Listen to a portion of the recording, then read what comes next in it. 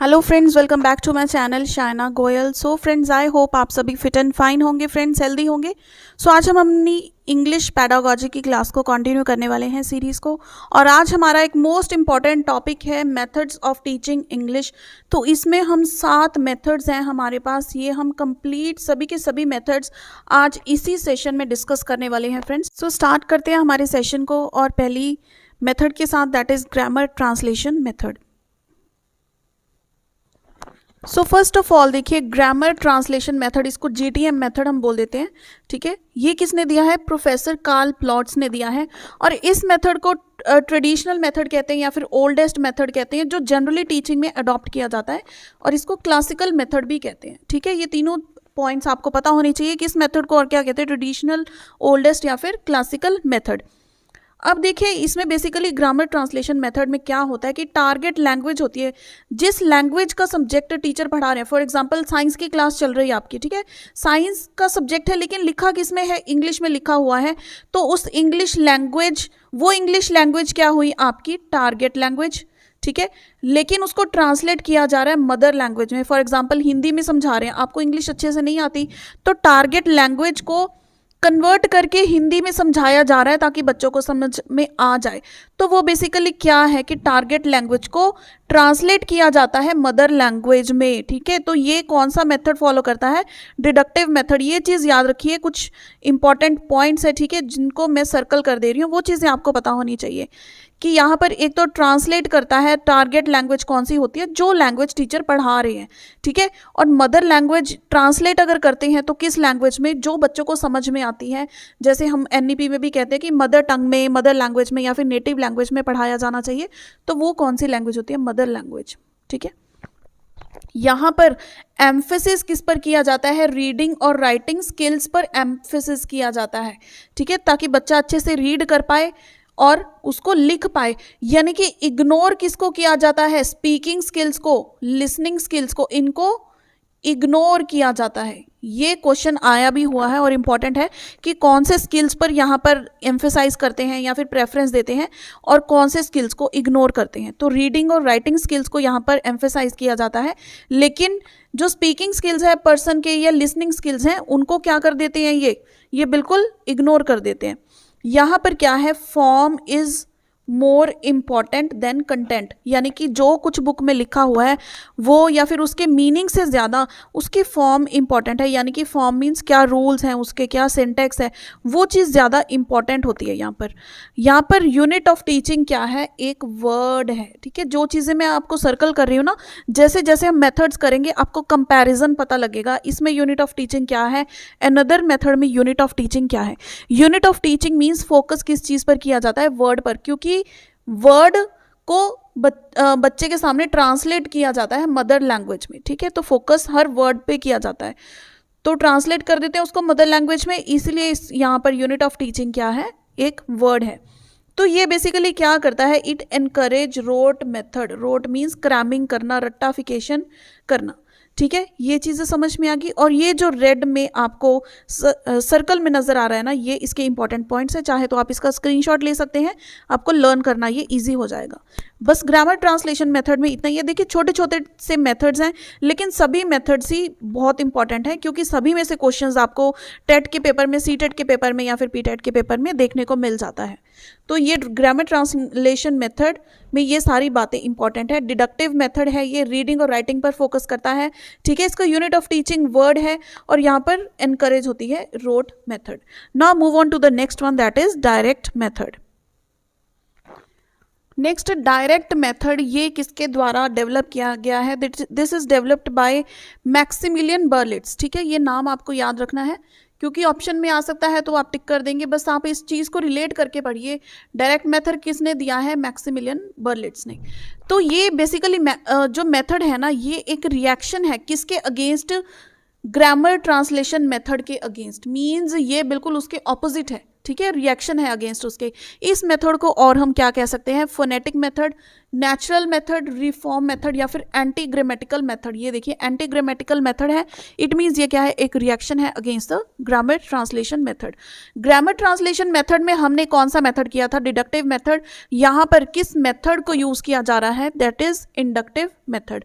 और यहाँ पे जो इंस्ट्रक्शंस है वो किस लैंग्वेज में गिवन है, टारगेट लैंग्वेज में। For example instructions in target language means the instructions the language that is written on the board, I am teaching you in that particular language. It means I'm using which language, which method, direct method, that I'm not using any other language to translate the given text over here. ठीक है, तो ये जो मैं अभी आपके सामने सारे सेंटेंसेस बोले हैं इंग्लिश में, तो इंग्लिश ही यहाँ पर लिखी हुई है, इंग्लिश में ही मैं आपको पढ़ा रही हूँ। इट मीन्स कौन सा मेथड यूज हो गया, डायरेक्ट मेथड। समझ में आ गया। अब नेक्स्ट यहाँ पर फोकस किस चीज पर होता है, स्पीकिंग एंड लिसनिंग स्किल्स। अब देखिए जिस लैंग्वेज में बोला जाएगा वो चीज़ें बच्चे ध्यान से सुनेंगे, लिसनिंग स्किल्स यूज होंगे, और नेचुरली जो चीज़ बच्चे सुनेंगे वो बोलने की भी तो कोशिश करेंगे। तो यहाँ पर फोकस होता है स्पीकिंग और लिसनिंग स्किल्स पे। इट मीन्स इग्नोर कौन से स्किल्स कर दिए गए यहाँ पर, रीडिंग एंड राइटिंग, जो जीटीएम में मेन थे। ठीक है, बिल्कुल सब कुछ उल्टा पुल्टा चल रहा है ना यहाँ पर, उसके अकॉर्डिंग। यहाँ पर देखिए यूनिट ऑफ टीचिंग क्या है, एक सेंटेंस है, क्योंकि एक सेंटेंस पढ़ा जाता है फिर उसको उसी की लैंग्वेज में, उसी टारगेट लैंग्वेज में क्या है, एक्सप्लेन किया जाता है। तो यहाँ पर यूनिट ऑफ टीचिंग क्या है, सेंटेंस है, लेकिन जीटीएम मेथड में यूनिट ऑफ टीचिंग क्या था, एक वर्ड था। ठीक है, क्लियर हो गई ये चीज़, और डिफरेंस भी आई होप आपको इनमें समझ में आ गया होगा। अब हम नेक्स्ट मेथड देखते हैं। अब देखिए bilingual method was given by C J Dodson, और ये किसके रिएक्शन में आया है, डायरेक्ट मेथड के रिएक्शन में। सबसे पहले जीटीएम किया हमने, जहाँ पर मेन पॉइंट क्या था कि रूल्स पर फोकस किया जाता था। ठीक है, आपको ये दोनों सिमिलर लगेंगे, बाइलिंगुअल मेथड और जीटीएम, लेकिन इन दोनों में डिफरेंस क्या है, यहाँ पर इस मेथड में जो है मीनिंग पर फोकस किया जाता है, लेकिन जीटीएम में क्या है, रूल्स पर फोकस किया जाता था। कंटेंट का मीनिंग क्या है एक्चुअल उस पर फोकस नहीं करते थे। ठीक है, तो रूल्स बेस्ड थे, यहाँ पर क्या है, मीनिंग बेस है कि बंदे को इस चीज़ का मेन जो है मोटिव समझ में आ जाए, लिखा क्या है वो चीज़ अच्छे से समझ में आ जाए। और देखिए इसको क्या कहते हैं, common way of teaching English. ठीक है, इंग्लिश लैंग्वेज को अगर हम टीच करना चाहते हैं, बच्चे को अच्छे से एक्सप्लेन करना चाहते हैं, तो सबसे कॉमन वे क्या है, bilingual method. Bilingual means 2 languages. ठीक है, तो यहाँ पर text is read and translated, text को रीड किया जाता है और ट्रांसलेट किया जाता है। Then only teacher uses the translated language, ये चीज़ मेन है। जैसे क्लासरूम्स में फॉलो होता है कि टीचर ये चीज़ यूज़ करते हैं, लेकिन बच्चों को बोला जाता है कि कॉन्वेंट स्कूल्स में आपने देखा होगा कि बेटा आपने इंग्लिश में ही बोलना है।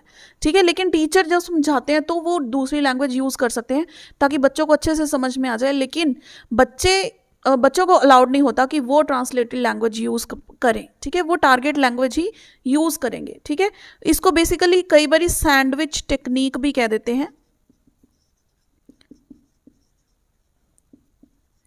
सैंडविच टेक्निक क्यों कहते हैं, क्योंकि दो जो लैंग्वेज है, हम जो टारगेट लैंग्वेज है ये वाली हमारी, तो इसके बीच में हम जो अनदर अपनी ट्रांसलेटेड लैंग्वेज यूज़ कर रहे हैं ना, ठीक है, इसके बीच में यूज़ कर रहे हैं टीचर्स, इसलिए इसको सैंडविच टेक्निक भी कह देते हैं। तो ये तो था बाइलिंगुअल मेथड।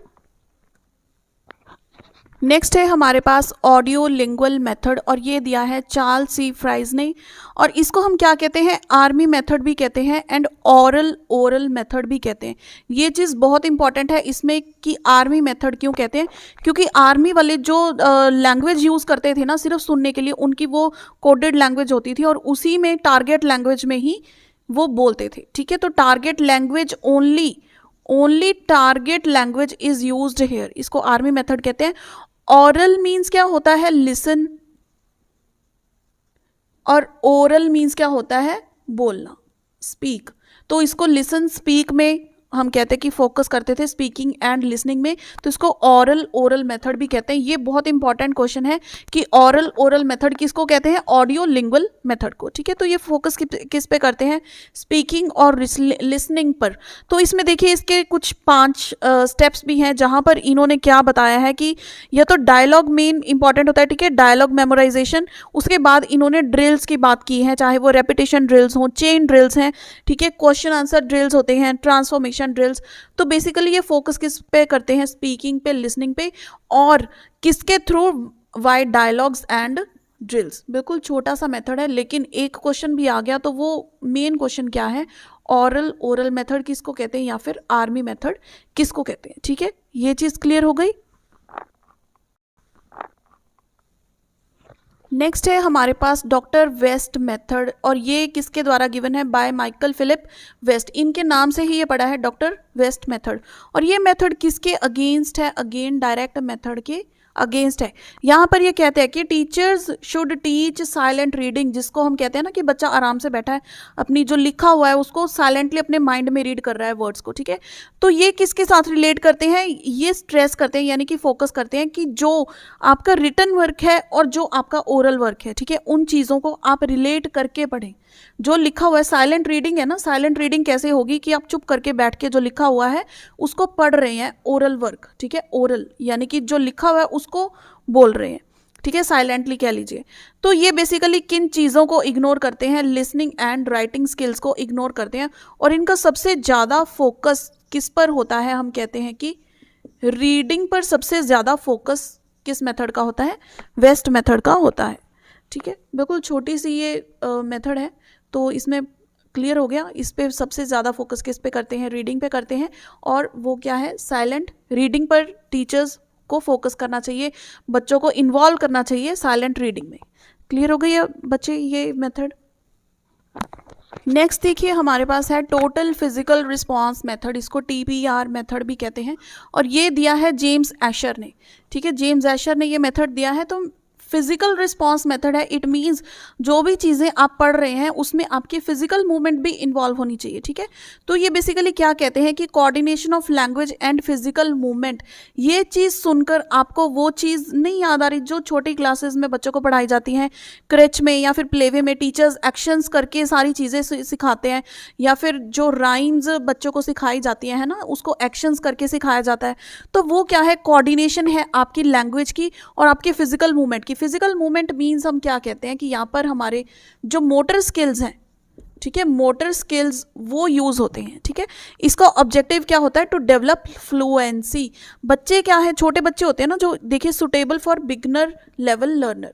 जो छोटे बच्चे होते हैं वो, उनको एक्शन के साथ, फिजिकल मूवमेंट्स के साथ कुछ सिखाया जाए, वो अच्छे से लर्न करते हैं और वो बोलने भी लग जाते हैं वो चीज़। तो इसका ऑब्जेक्टिव क्या है, डेवलप करना फ्लुएंसी को। Then learners follow teachers command. बच्चे जिस तरह से टीचर्स को देखते हैं उन्हीं को फॉलो करते हैं। ठीक है, बिल्कुल बेस्ट एग्जाम्पल, ये एग्जाम्पल अगर आप याद रख लोगे ना, ये पूरा का पूरा मेथड आपको याद रह जाएगा कि जैसे बच्चों को राइम्स सिखाई जाती हैं एक्शन के साथ, बच्चे उन टीचर्स को फॉलो करते हैं, एक्शंस करते हैं और राइम बोलते हैं, तो ये उनकी फ्लुएंसी भी इंक्रीज होती है, फिजिकल मूवमेंट और लैंग्वेज की कोऑर्डिनेशन होती है। और किसके लिए सुटेबल है, बिगनर लेवल लर्नर्स के साथ। ठीक है, यानी कि छोटे बच्चों से के लिए ये मेथड ज़्यादा सुटेबल है। बिल्कुल छोटे छोटे से मेथड्स हैं, लेकिन सारे के सारे इंपॉर्टेंट हैं। क्लियर, ये 6 मेथड क्लियर हुआ। अब हमारा फाइनल मेथड है कम्युनिकेटिव लैंग्वेज टीचिंग, और वो बहुत इंपॉर्टेंट है अगेन।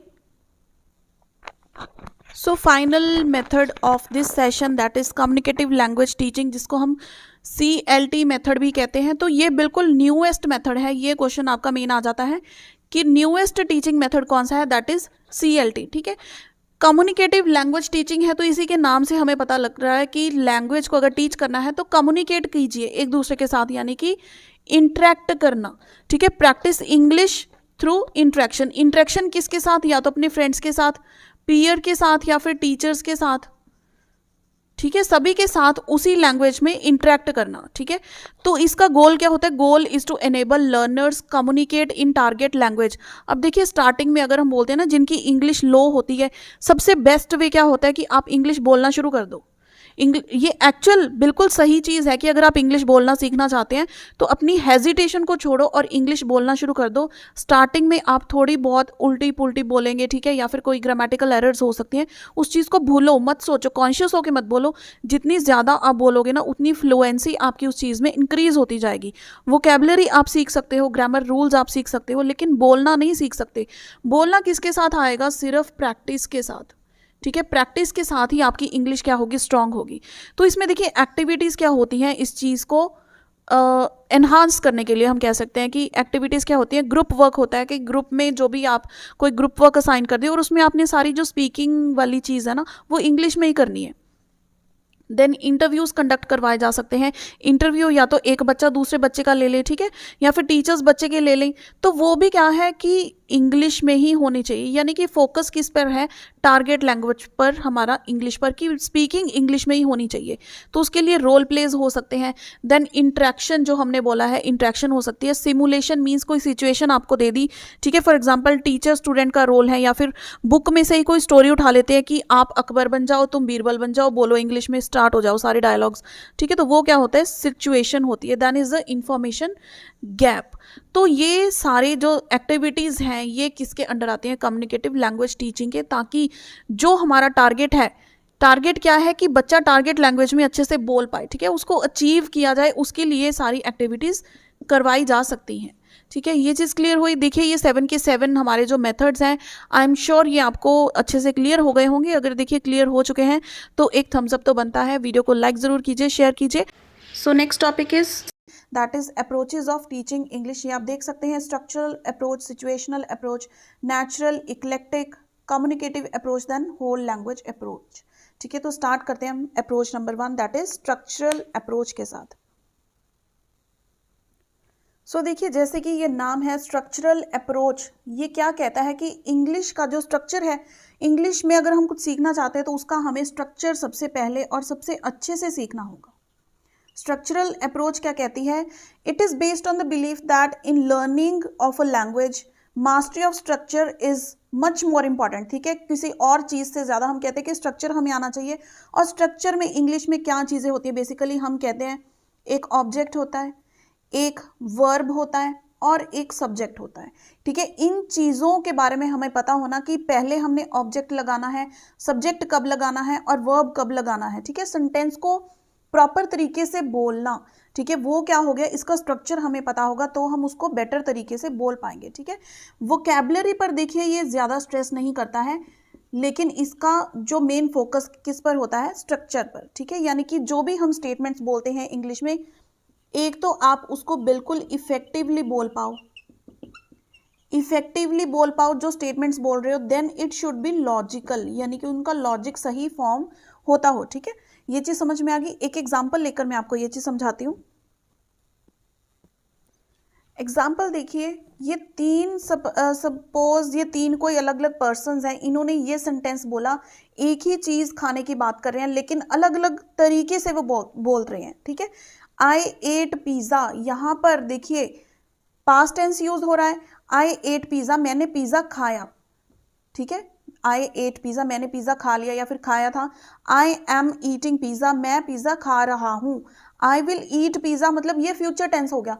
तो एक ही चीज को अलग अलग स्ट्रक्चर उसके यूज करना, तो ये क्या है, बिल्कुल सेंस चेंज कर दी ना, टेंस ही चेंज कर दी कि किसी ने, कोई बंदा खा रहा है, कोई खा चुका है और कोई खाएगा। तो ये स्ट्रक्चर को समझना। और देखिए जो स्ट्रक्चरल अप्रोच है ये फोकस किस पे करती है, ये इंपॉर्टेंस देती है सबसे पहले स्पीच को, यानी कि स्पीकिंग स्किल्स को। स्पोकन फॉर्म में जो है स्ट्रक्चर्स को पहले सिखाया जाए, उसके बाद जो है रीडिंग और राइटिंग पर फोकस किया जाना चाहिए, ठीक है। ये कहते हैं कि हैबिट फॉर्मेशन जो है बच्चों की स्पीकिंग की होगी, उतना ज़्यादा वो इफेक्टिव बोल पाएंगे, उतना ज़्यादा उनकी स्ट्रक्चर की प्रैक्टिस होगी, ठीक है। हम कहते हैं कि हमें नहीं याद कहाँ पे फर्स्ट फॉर्म यूज़ करनी है, सेकंड फॉर्म यूज़ करनी है। ये इतनी ज़्यादा आप लोगों की प्रैक्टिस हो जाती है कि आप सेंटेंसेस सही बोलने लग जाते हो, ठीक है। स्ट्रक्चर आप चाहे भूल चुके हो, इतनी ज़्यादा प्रैक्टिस के बाद आपसे पूछे ये वर्ब की कौन सी फॉर्म है, सेकेंड फॉर्म है, फर्स्ट फॉर्म है, लेकिन आप उसको सही फ्लुएंटली बोलोगे क्योंकि आपकी वो प्रैक्टिस इतनी ज़्यादा हो चुकी है, ठीक है। यहाँ पे इंपॉर्टेंस किसको दी जाती है, एक तो देखिए स्पीकिंग स्किल्स को, स्पीच को ज़्यादा इंपॉर्टेंस दी जाती है। यहाँ पर इंपॉर्टेंस दी जाती है स्ट्रक्चर को, ना कि कम इंपॉर्टेंस दी जाती है किसी भी हम कहते हैं कंपेयर टू एक्विजिशन या फिर किसी वोकैबुलरी को कम इंपॉर्टेंस दी जाती है, ठीक है। ये चीज़ पता लगी structural approach. Next is situational approach.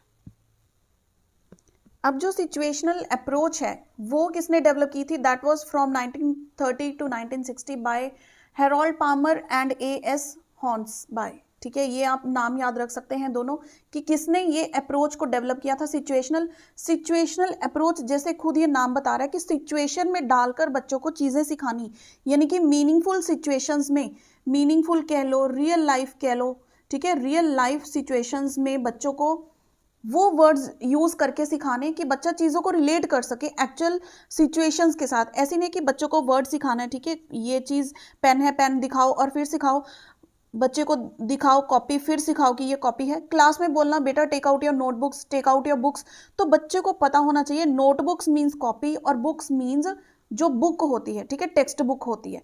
तो ऐसे बच्चों को रियल लाइफ सिचुएशंस में सेंटेंसेस बोलकर जो है ग्रामर एंड वोकैबुलरी सिखाई जानी चाहिए, ठीक है। और इसको देखिए, इसलिए हम कहते हैं कि मीनिंगफुल तरीके से सिखाई जानी चाहिए रियल लाइफ सिचुएशंस में यूज कर इसको तो हम ओरल अप्रोच भी कहते हैं, क्योंकि यहाँ पर स्पीकिंग पर फोकस है ना, स्पीक करके बोलकर बच्चों को सिखाया जा रहा है कि बेटा ब्रिंग द कैंडल या फिर ब्रिंग द चॉक बॉक्स, ठीक है, take out your geometry kit.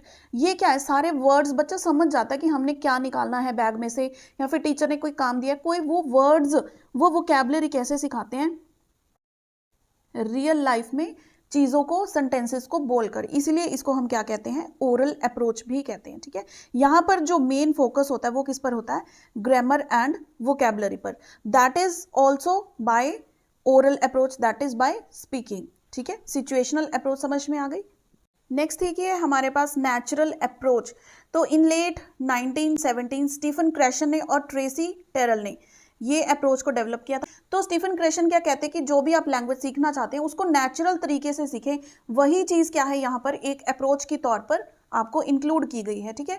यानी कि जो भी लैंग्वेज आप सीखना चाहते हैं उसको नेचुरल सिचुएशंस में सीखें। जैसे बच्चे कम्युनिकेट करते हैं वहीं पर वो ग्रामर सीखें, वहीं पर जो लैंग्वेज वो बोलना चाहते हैं उतनी ज़्यादा वो उनकी प्रैक्टिस होगी, ठीक है। यानी कि यहाँ पर स्पीच को फोकस किया जाता है और कहते हैं कि जो चीज़ हम लैंग्वेज सीखना चाहते हैं वो धीरे धीरे सीखते हैं। ऐसी नहीं है कि एक दिन में हम सारी चीज़ सीख जाएंगे, धीरे धीरे स्पीच डेवलप स्लोली, ठीक है, स्लोली डेवलप होती है। लेकिन हमें उसको रेगुलर क्या करना पड़ेगा, प्रैक्टिस करना पड़ेगा, यानी कि हमें हैबिट बनानी पड़ेगी कि हम उसमें कम्युनिकेट करें। अनदर पॉइंट देखिए, कम्युनिकेशन।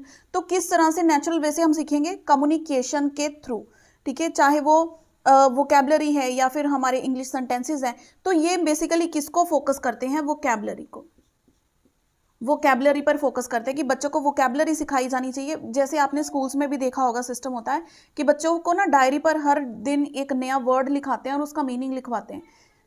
मीन्स क्या है कि बच्चे वोकैबुलरी को सीखें, न्यू न्यू वर्ड्स वो सीखें और उसको डेली अपनी रियल लाइफ में यूज करें while they are interacting with teachers, while they are interacting with the students, ठीक है, इनसाइड या फिर आउटसाइड द क्लासरूम। नेक्स्ट हमारे पास है इक्लेक्टिक मेथड। इक्लेक्टिक जो अप्रोच है basically it is not a method, it is an approach. Approach क्या है, ये कोई एक, हम कहते हैं कि एक स्ट्रैटेजी बंदा फॉलो नहीं करता, टीचर यहाँ पर एक टेक्निक यूज नहीं करता पढ़ाने के लिए, डिपेंडिंग अपॉन द सिचुएशंस, ठीक है। इसको हम सबसे पहले क्या बोलेंगे कि ये क्या है, एक ऐसी फ्लेक्सिबल अप्रोच है जहाँ पर टीचर क्लास में ऑब्जर्व करते हैं बच्चों का क्या पढ़ने का लेवल है, ठीक है। सबसे पहले उनकी क्लास क्या है या फिर उनकी एज क्या है, उस हिसाब से अपनी टेक्निक्स यूज करेंगे, ठीक है। उसी हिसाब से अपना कंटेंट जो है वो प्रेजेंट करेंगे, बच्चों को पढ़ाएंगे, ठीक है। तो वो मल्टीपल मेथड्स यूज कर सकते हैं टीचिंग के लिए, ठीक है। तो ये एक ऐसी अप्रोच है जो फ्लेक्सिबल है और टीचर्स अपने अकॉर्डिंग सिलेक्ट करते हैं टेक्निक को कि किस टेक्निक को फॉलो करना है, ठीक है। मेथड नहीं यूज करना है, टेक्निक को कौन सी को फॉलो करना है टीचर ने, ताकि वो बच्चों को चीज़ें अपनी जो सिखाना चाहते हैं, इंग्लिश ग्रामर सिखाना चाहते हैं, वोकैबुलरी व्हाटसोएवर थिंग टीचर सिखाना चाहते हैं, वो उस हिसाब से सिखा सकें। यहाँ पर कोई फिक्स्ड सिस्टम नहीं होता। हम कहते हैं फिक्स्ड या रिजिड वर्ड्स जो हैं वो इस अप्रोच के साथ बिल्कुल भी मैच नहीं खाते हैं। ये एक फ्लेक्सिबल अप्रोच है, बच्चों की रिक्वायरमेंट को देखते हुए टीचर उनको टेक्निक यूज करके टीच करते हैं, ठीक है। क्लियर हो गई ये चीज़। नेक्स्ट है कम्युनिकेटिव अप्रोच। सो देखिए कम्युनिकेटिव अप्रोच जो है वो किसने प्रोपेगेट की थी, डेल हाइम्स ने। ये जो कोड वर्ड्स होते हैं ना, इसके कीवर्ड्स होते हैं, जैसे मैंने आपको करवाए थे इंग्लिश के कुछ कीवर्ड्स होते हैं, वो क्या हैं आपको याद रखने हैं कि कौन से पॉजिटिव टैग वर्ड्स कीवर्ड्स हैं, नेगेटिव टैग वर्ड्स कीवर्ड्स हैं। तो इसी तरह से हर जो भी कॉन्सेप्ट आप जो भी टॉपिक पढ़ते हैं ना उसमें कुछ कीवर्ड्स होते हैं, वहीं से क्वेश्चन आपको उठ कर आते हैं। तो सबसे पहले किसने प्रोपेगेट की है ये वाली approach, that is Dell Hymes ने। यहाँ पर ये फोकस किस पर करते हैं, यूज ऑफ लैंग्वेज, यानी कि आप जितना ज़्यादा लैंग्वेज को यूज़ कर सकते हैं अपनी कम्युनिकेशन में उतना यूज़ कीजिए, चाहे आप अपने आइडियाज़ एक्सप्रेस कर रहे हैं, किसी से जनरल बात कर रहे हैं, क्लासरूम में बात कर रहे हैं, क्लास के बाहर बात कर रहे हैं, this form is to express your ideas. Express बच्चे आइडियाज़ किस तरह से कर सकते हैं, या तो वो डिस्कशन हो सकती है, कोई डिबेट हो सकती है, या फिर स्कूल की एक्टिविटीज़ हो सकती हैं, ठीक है, कोई क्विज कॉम्पिटिशन्स हो गए, या फिर कोई इंटर हाउस कॉम्पिटिशन्स हो गया, कितना सारा कुछ एक्टिविटीज़ होती हैं स्कूल में। वहाँ पर अगर कम्युनिकेटिव अप्रोच यूज़ हो रही है तो उनकी लिटरेसी पर, उनके स्पीकिंग स्किल्स पर एम्फेसाइज किया जाएगा, ताकि बच्चों की जो कम्युनिकेशन है वो स्ट्रॉन्ग हो पाए।